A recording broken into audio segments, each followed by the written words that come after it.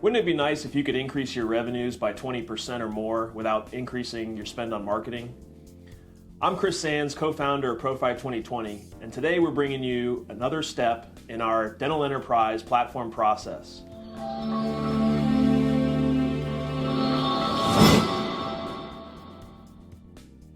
I have today with me Lauren Andreas from Practice Potential. Lauren, thank you for joining us. We're so excited to have you. One of the areas that I often talk to clients about is that while tax and accounting is your foot in the door with our company, we are really building a platform here to help you compete in the world of business and in your world with DSOs. One of the things we find is that while we may be able to help you be more profitable, we really can't grow your revenues. So we seek out experts to help in those areas.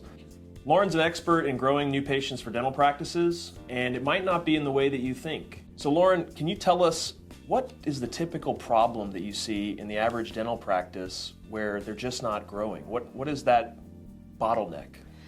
So if I'm working with a practice, and I've worked with over 200 practices on solving this problem, but they always think it's marketing. They think they need to do more marketing to get more new patients. But if we look at the patient pipeline, we can do all this marketing, which drives phone calls to your front desk. And if those phone calls are not properly handled and we don't invite that patient in, then we're basically throwing our marketing dollars out the window. So what I help practices do is train their front desk team to really change their mindset and remember the purpose of them answering the phone is to get that patient in. That way, the marketing you are spending is actually resulting in new patients. Because I'll ask a team, what's the purpose of answering the phone? Why do patients call? And they'll say, it's to answer a question. It's because they want to know about our insurance. And then they answer that question, they do a good job, and then they think they're great at their job. And they forget the purpose is to have the patient come in, not just to answer their questions. I think especially in today where people almost avoid phone calls, everything is text and emails and digital. The fact that they picked up the phone and maybe uncomfortably even called an office that they don't know, that's a buying signal. Right. I think in my experience, what I found was different after going into dentistry is, I went through working in different corporate jobs and I wasn't a receptionist. I was in a cubicle even. And one of the first things we were trained on was how to properly and professionally answer a phone and to handle someone's problem or to diffuse the situation and to solve that problem. In the case of dental practices, they're calling in, they're looking for something to be solved, right? Mm-hmm. Yeah, they call because they have a problem. And even though that problem is disguised as how much are your veneers or how much is a filling, they still need that filling somewhere. So our teams obviously think that they're just supposed to answer the question and move on, and then they've done a good job. But you have about 10 seconds to convince that patient on the line that they should come to your practice. Otherwise, it is just about a price shopper, right? Or it is just about answering their question and they move on to the next person in their Google search. So this is no fault of their own. It's just not typical in dental practices for people to train on the phone. They aren't taught the purpose of their role and how to streamline that phone call, get the patient in the door.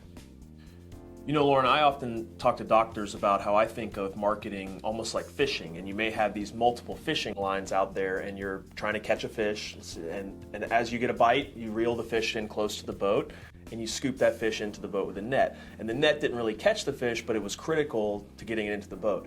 I think of marketing the same way, like these different marketing efforts that you may be spending money on to capture a prospect, a potential new patient, and then they've got to come in somehow. They call the phones, and that person answering the phone is that net to scoop them into the practice to actually become an appointment. What do you think it is that practices are missing in terms of understanding that piece and why that should be trained first? What is it that as clinical professionals maybe we miss the mark on that? So I think as clinical professionals, we always think about CEs or continuing education. So the doctors do it, they do it with their hygienists. They know training's critical in the clinical aspect, but forget that they're a business and part of it is customer service and how we answer the phones is critical. So if we don't train our receptionists they're only going to do what they know, Right. which is answer the questions and move on and keep up with all the work that's coming in, where we need to train their mindset and help them make the best first impression that represents the doctor and the practice. Because ultimately, that first phone call after they see that marketing is going to determine whether or not they want to come to your practice. So it has to be a great first impression. I have to feel like I'm welcomed, that I'm excited to come in, and that I want to schedule an appointment. So to boil it down, the objective of any front desk person is to schedule appointments. Exactly. Okay. And they forget that. It sounds crazy, but they forget that that's their purpose. So Lauren, tell me, what are the key components of a first impression call? Well, remember when you call somebody, you can't see them, right? And most of our communication is through our posture and how we look. But when we take that out, we're based on tone of voice, what we're saying. So that makes your first impression just on how the person answers the phone. So do I feel like you want me to come as a patient? Do I feel welcome? Do I feel excited to come to your practice? Or do I feel like I just interrupted your day? Right. I think we've all called customer service reps who say that we feel like we interrupted their day, that they're annoyed we called, and we almost have to beg them to get what we want when they're the business. And I think that's the differentiating factor these days in terms of the world we live in is customer service is going to become even a greater component in such a commoditized world that we live in now. So I'm super excited. Lauren brought us a before and after sample call of a great front desk professional at one of our wonderful clients' dental offices. And we're going to listen to that before call, get a few tips on how it should be improved, and then listen to the call and the difference afterwards. So Lauren, without further ado. Hello, this is Sean. How may I help you? Hello, this is Fahima. You are calling to make an appointment for my daughter. Alright, are you guys existing patients? She's not a new patient. Alright, and what type of appointment did you need to make for your daughter? For a filling? For a billing? Yes. She doesn't even sound awake. Okay, and how soon were you trying to bring her in? As soon as possible. I'm sorry, what? When were you trying to bring her in? She doesn't You mean, understand the question. what time do I want to make an appointment for her? Yes, when? Because we're booked up through the Oh, 21st of January. holy moly. Oh. Because we can't take you. What time are you So trying I to come think in? that's the first minute. Okay. Yeah. So I think you can see some of these problems too, right? Yeah.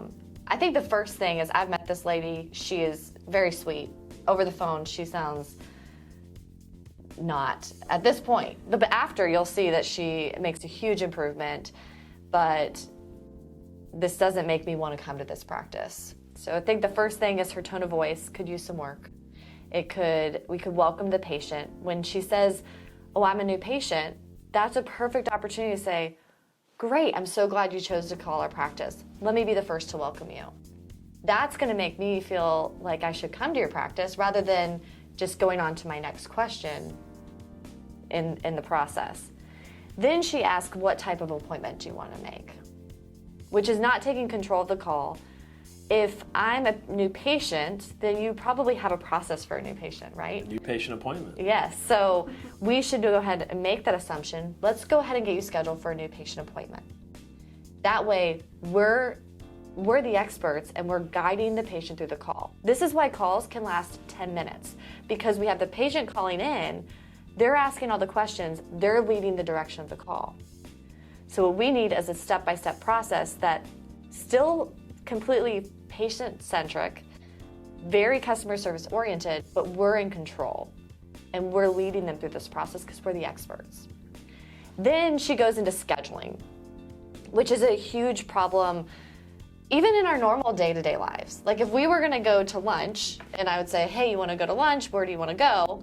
And I leave it this open-ended question, you may choose a restaurant I don't really want to go to. Do you do that to your husband? Yes, I do it all the time. Because my wife does that to me. I actually now do it how I teach my clients, and he's caught on, so it doesn't work that much. But if I do that, we'll say, when do you want to come in? That's such an open-ended question. Your patient could say, well, I want to come Saturday at 9 a.m. Well, we're not open Saturdays. It becomes this back and forth, right? You know your schedule, so you can offer the times available. Make it easy for the patient. And then, of course, not being able to bring the patient in is not ideal for the office. So there could be some scheduling issues we need to work on in the back end, but this patient's almost begging to come into the practice, and they're almost being pushed away. So Lauren, what do you do when you have a call like that? I mean, how do you coach them through that to improve that experience? Right, so this isn't a unique call. I hear calls like this all the time when I do audits for offices. And again, no fault to their own and nothing for the practice to be offended about. They just never thought about it. You're telling me this is a rampant problem? This is a rampant problem, yes. And so what we do in our trainings is go through a step-by-step process. After we've changed their mindset, after we get them to understand the purpose of their role in the practice, we then go through a step-by-step process and evaluate how to make each of those steps better. So for example, the greeting is how you would start every call. How do we make that the best greeting possible to bring the patient in? Then when we get that question of, do you take my insurance? What is this cost in your office? Or are you taking new patients? We teach them how to answer that in a concise, positive, and welcoming way. So we go through the most common questions they're getting, and then how to make those answers better so that I want to come to your practice. And then we transition them into the scheduling and give them a more efficient way to schedule. That way you're not in this back and forth 10-minute long conversation where it's just difficult for us to actually nail down a time. And at the end of the day, not every patient's going to schedule, but we make that assumption that's what they want. And if they don't decide to schedule, we still get their information, because at the end of the day, that's a warm lead that needs something from your office, and you need to get that information to follow up later. If you had to guess, what's the seepage, or how many patients do you feel like, or as a percentage, let's say, of phone calls that come in, how many do you think are being lost out of dental practices every day? I would say more than half, because you'll see in the next call we'll look at is patients are almost having to ask to come in. Like, I'm almost begging you to take my appointment. And I get it, the staff member is probably overwhelmed. They don't want many more new patients in some respects. So they're not trying to get new patients unless they're motivated or told or taught why that's important to their job. I can't wait to hear this after call. So this, again, is the same person. You heard her tone of voice before, and here's the improvement after we work together. Bella, Dental, this is Sean. How may I help you? Hello, I was wondering if you guys are accepting new clients. Yes, ma'am, we are accepting new patients. I would love to get you scheduled. How did you hear about it? I actually just moved into the area a few months ago, and I was just looking for a new dentist. All right, awesome. Now, so I think right there you can see that her tone of voice, she's welcoming the patient in, is 100% better. Without a doubt. And she gets this patient scheduled, which is obviously the importance of And I think that's training. just that first training is just bringing that awareness. Like, she probably didn't understand. She sounds like a very pleasant person, but the first call she sounded like she was asleep. Yes. You know, in this call she's, hello, welcome. Yeah. So that's an impressive example of just an improvement in tone and that whole greeting. I know that takes repetition and probably going through that training a few times. What about answering questions? The patients ask different questions as almost like a hurdle to get that appointment set.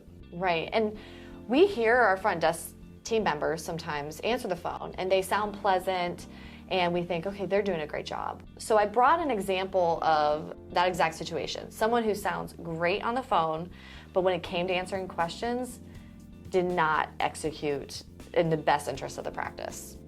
Awesome. Hear it? Can't wait to hear that. Okay. Yeah. Hello, Dental, this is Jennifer. How may I help you? Hi, yes. I'm calling. I'm in Philadelphia. I was calling because I've seen that you guys do luminaires, and I was interested in getting some work done. Would you be able to give me an estimate, like on price? pricing or Philadelphia, you know how that goes? Pennsylvania, or Georgia? Typically for the lumineers, they are about $1,100 per tooth. Just depends on how many you're doing. The best thing to do is to do a consult, whether it's in office or a virtual consult with the doctor, just to kind of get, let him know what you want, let him see what, what possibly he could do. Okay. So I could schedule a virtual consultation online, or? You would actually schedule it with us. I can get you scheduled if you'd like. Yes, please.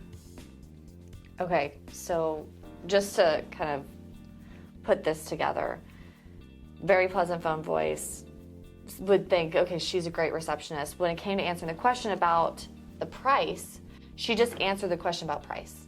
She didn't talk about, this doctor is well known in the community for how well they do veneers and lumineers. They have people travel from all over, so it's not unique that happens in this practice.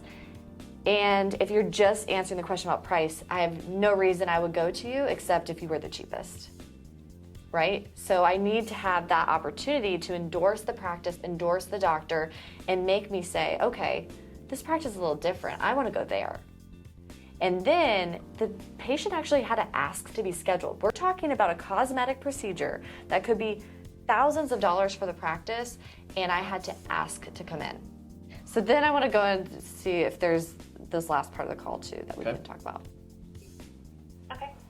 And that's typically done after he is done with his patients, which is usually around 5:30, 6 o'clock in the evening.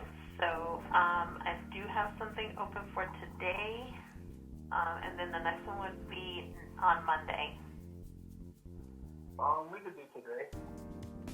I thought too that, she was kind of like, well, he can see you after he's done working with his patients. Right. Yeah. Like you're not one of his patients yet. Like you come second. Right. Okay, to all the other patients. It's not very inviting to we're going to take care of everyone like you're the most important patient to us, Yeah, wouldn't it sound much better if I called, asked about a multi-$1,000 procedure, and you said, I'm so glad you called to ask about our lumineers. Our doctor does great work, and we'd be happy to help you get great results as well. And then you could go into the price, but you have to differentiate yourself over the phone. There's actually studies done about if you endorse someone over the phone prior to me meeting you. So if you're the doctor and I were to tell a patient how great you were, that's going to increase your ability for you to close more treatments, get more appointments. It's also going to make me look better. Because anytime someone talks highly of someone else, we think more highly of them as well, right? So you've heard us say over and over again that private practice owners do not reinvest enough of their revenues back into marketing to grow the business. And while most private dental practices are reinvesting 1% to 2%, DSOs are reinvesting 6% to 8%. But I can tell you with a shadow of a doubt that DSOs, with their call centers and everything they have set up, they have highly trained people answering the phones first before they're reinvesting that 6% to 8% into marketing. And we're having enough difficulty getting those of you out there in private practice to up your marketing spend. This is something that you have to do first, okay? And it's something that you as a business owner, you have to train your people. They are an extension of you. And if you don't like the way that they sound on the phone, that is a reflection on you. You have not necessarily gone through the steps to effectively train them to give you the best outcome. So Lauren, when you take people through this process and you start training them on the phones, what does that look like? Well, what we would start with is, I want to, of course, make sure this is something we want to work on in your office. So we'll do a free audit call for your practice. I'll have someone call your practice, and I will personally review that call, go step by step with recommendations of how it could be improved, how we could make this call even better. That way you can see firsthand that this is something that's worth investing in, that this is a training that my team really needs. Because you might have people in your office who have been doing this for 20 years. They don't really know they need this. They don't know that this is something that can improve. And you might say they have tons of experience, why would I train them on the phones? The most dangerous phrase in the English language is, that's the way we've always done it. Yes. Yes, and that's hard. It's hard for people to break old habits and learn a new way. But once they do and they see the results and they take pride in their work and see, wow, I'm actually changing the practice. I'm bringing in 20, 30% more new patients every month because of my job as the receptionist.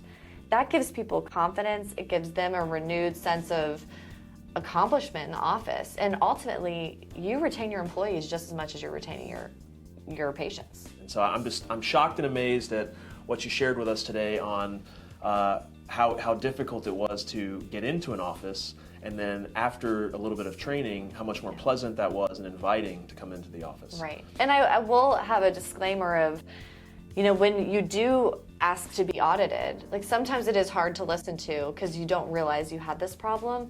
And I don't do it to throw your team members under the bus. I'm on their side. I want to help them.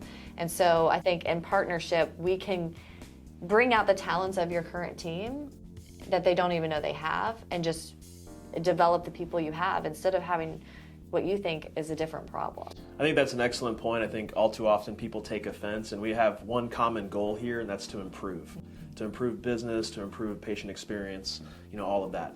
So Lauren, it is our official recommendation that every practice we work with go through this process.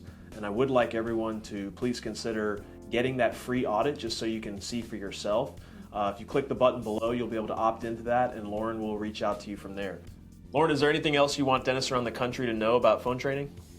I think the first thing is it's not a unique problem. I've worked in hundreds of offices and they don't know they have this problem. And so discovering it is the first step, and then fixing it is the second step.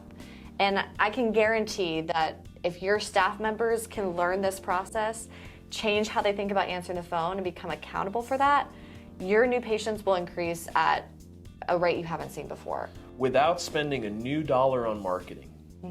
I think that's the most missed point here is, yes, you may need to spend money to train your team, but without spending a single new dollar on marketing, on all the existing marketing efforts, or maybe non-existent marketing efforts you have right now, just by answering the phone properly, you're estimating an increase in new patients of 20, 30%. It depends how much of an improvement you can make. That is insane.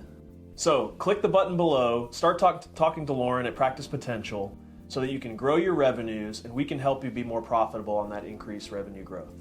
Thanks for watching.